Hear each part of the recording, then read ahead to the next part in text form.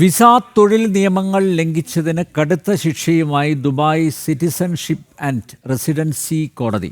നാടുകടത്തലും കനത്ത പിഴയുമാണ് ശിക്ഷ. നിയമലംഘകർ ശക്തമായ നടപടി നേരിടേണ്ടി വരുമെന്ന് അധികൃതർ മുന്നറിയിപ്പ് നൽകി. വിസ തൊഴിൽ നിയമലംഘനങ്ങൾ നടത്തിയ 161 പേർക്കെതിരെയാണ് ദുബായ് സിറ്റിസൺഷിപ്പ് ആൻഡ് റെസിഡൻസി കോടതിയുടെ ചരിത്രപരമായ നടപടി. അധികൃതർ നടത്തിയ അന്വേഷണത്തിലാണ് ഞെട്ടിപ്പിക്കുന്ന തട്ടിപ്പുകൾ പുറത്തുവന്നത്. രാജ്യത്തെ താമസ നിയമങ്ങൾ പ്രതികൾ ദുരുപയോഗം ചെയ്തതായും അന്വേഷണത്തിൽ കണ്ടെത്തി. ഏകദേശം 344 കോടിയിലേറെ രൂപയാണ് പ്രതികൾക്ക് കോടതി ചുമത്തിയ പിഴ.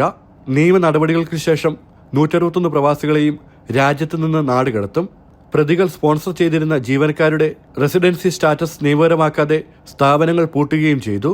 നിയമപരമായ മുന്നറിയിപ്പുകൾ അവഗണിച്ച് ജീവനക്കാരെ ജോലിക്ക് വയ്ക്കുകയോ വിസ തട്ടിപ്പ് നടത്തുകയോ ചെയ്യുന്ന സ്ഥാപനങ്ങൾക്കെതിരെ കർശന നടപടി സ്വീകരിക്കുമെന്ന് താമസ കുടിയേറ്റ വകുപ്പ് മുന്നറിയിപ്പ് നൽകി. UAEയുടെ തൊഴിൽ റെസിഡൻസി സംവിധാനത്തിന്റെ സുതാര്യത ഉറപ്പാക്കാനുമുള്ള ശ്രമങ്ങളുടെ ഭാഗമായാണ് ഈ നടപടികൾ. ജനം, ദുബായ്.